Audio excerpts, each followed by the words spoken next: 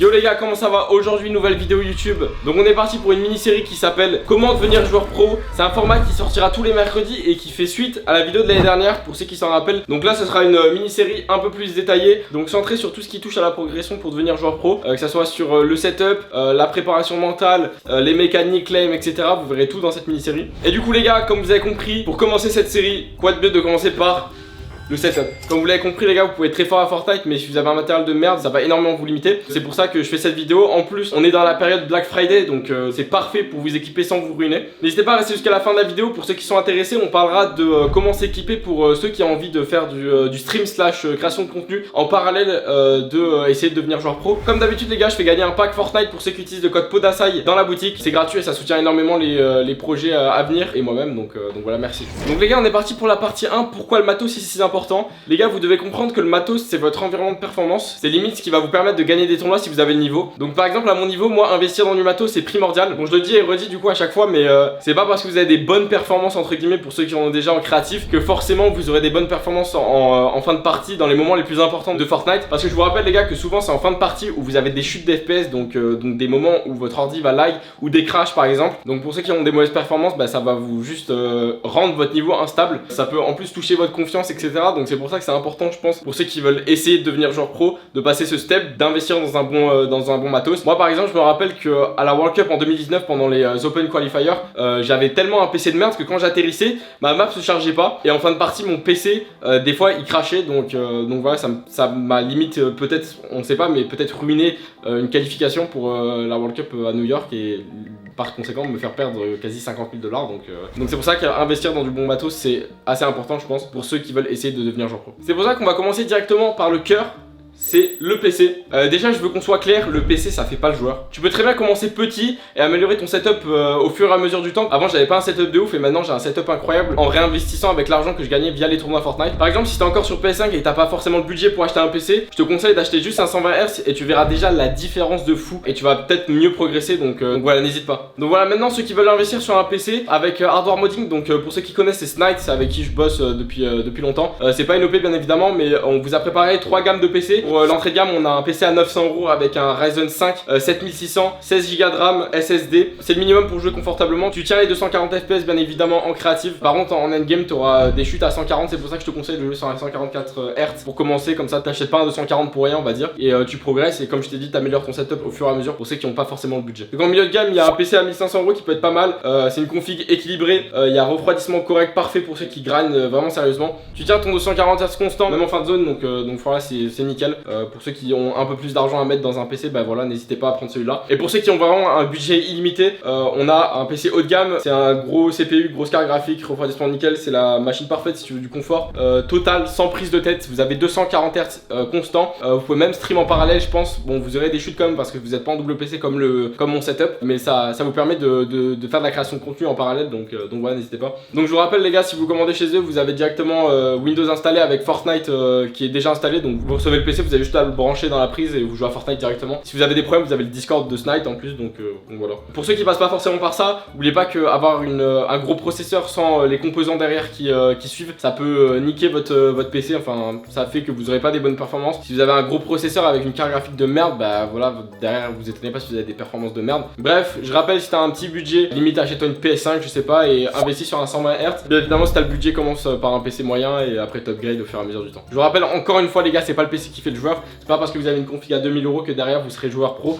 ça n'a rien à voir, c'est pas cohérent, on va dire c'est une étape dans le processus. Bref, une fois que t'as ça, le deuxième truc le plus important c'est ta vision de jeu, et la vision de jeu ça se fait à travers quoi? À travers un écran. Donc moi j'utilise le BenQ 240 Hz depuis à peu près 5 ans. Je vous déconseille bien évidemment d'acheter un 360 Hz, c'est pas la peine. Un 240 Hz ça suffit largement, vous ferez pas les 360 Hz de toute façon en fin de zone, donc ça ne sert à rien. Le 240 Hz ça donne 4 fois plus d'images par seconde que le 60 Hz, donc 4 fois plus d'infos visuelles. Tes réactions sont plus rapides, tes trackings sont plus fluides, etc.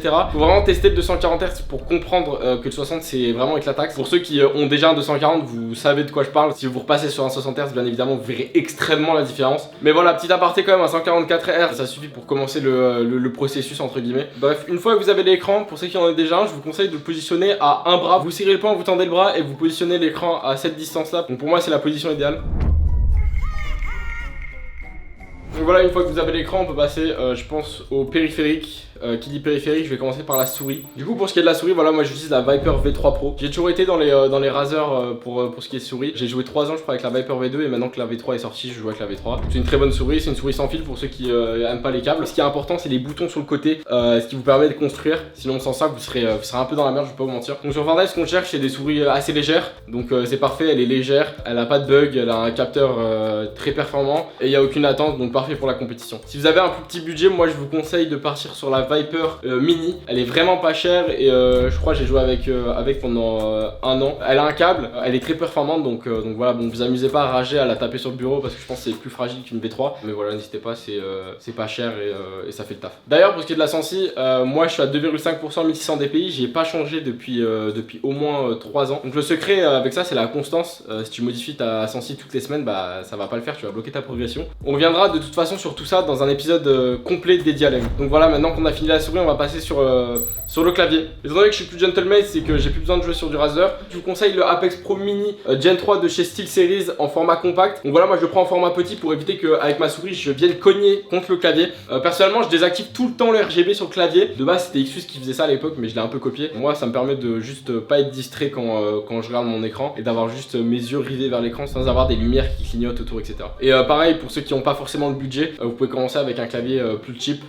Franchement moi vous me foutez un clavier de merde, je pense que j'arrive quand même très bien à jouer. Donc voilà, maintenant qu'on a parlé de la souris, évidemment j'ai parlé du tapis de souris. C'est très important, c'est littéralement ce sur quoi ta souris va glisser. Donc pour ceux qui ont un bon budget, moi je vous conseille de partir sur un artisan Yen en soft ou Xsoft. Ça glisse très bien, la durabilité pareil, ça tient à peu près 3 ans. Donc voilà, sinon je peux vous conseiller d'autres tapis de souris moins chers. Le Lethal Gear Gaming Saturn Pro, c'est celui que j'utilisais qui est en dessous de mon tapis de souris actuel. C'est un très bon tapis, la glisse aussi parfaite, la durabilité aussi nickel. Donc voilà, aussi je peux vous conseiller le Zowie GTFX, j'ai jamais joué avec mais apparemment c'est un très bon tapis, bonne durabilité avec une très bonne glisse aussi. Donc voilà, pour ceux qui se demandent, je me réfère via cette tier list qui s'affiche à l'écran. C'est une tier list qui est confirmée, c'est pas une tier list de merde fait par n'importe qui. Donc voilà, pour ceux que ça intéresse, je vous laisse mettre pause à la vidéo. En fonction de votre sensi, n'hésitez pas à prendre un tapis plus grand pour ceux qui en ont besoin. Moi je sais que j'ai une low sense, donc forcément j'ai pris un tapis la plus grande taille. Alors normalement les tapis souris que je vous ai présenté ça se lave, vous avez plein de tutos sur YouTube normalement, donc je vais pas vous expliquer comment laver un tapis de souris dans cette vidéo, mais vous avez capté. Sinon essayez de changer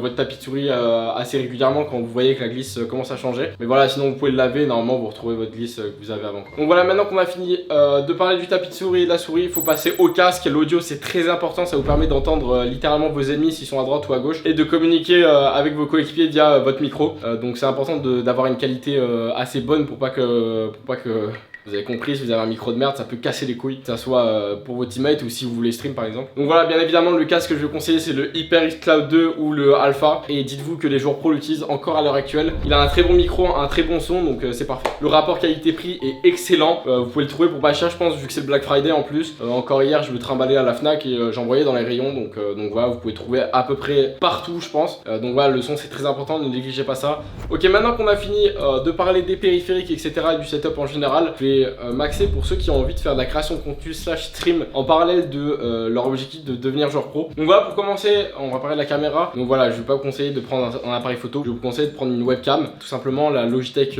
Brio 4K. C'est comme ça que j'ai commencé les streams avec une très bonne qualité et ça m'a permis d'évoluer après step by step dans le monde du stream et de la création de contenu.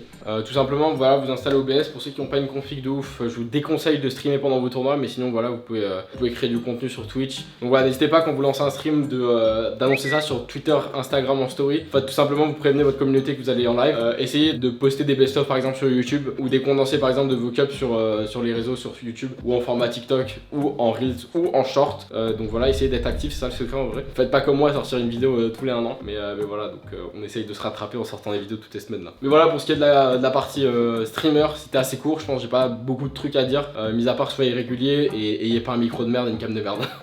Voilà. Donc voilà les gars, c'était le premier épisode de la série comment devenir joueur pro. Je rappelle encore une fois, le matériel ça fait pas que tu vas perf, retiens bien ça. Encore une fois, comme on est en plein Black Friday, c'est le moment parfait pour investir intelligemment. Si tu veux me soutenir encore une fois, n'hésite pas, code POAC dans la boutique, je vais faire gagner un pack de skins Fortnite, donc à l'un d'entre vous qui met le code POAC dans la boutique. Donc voilà, c'était tout pour cet épisode. On se retrouve mercredi prochain pour l'épisode 2 où je vais expliquer c'est quoi les meilleurs settings à avoir sur Fortnite pour devenir joueur pro. Donc voilà, on parlera de toutes les touches, la sensi, les options cachées, etc.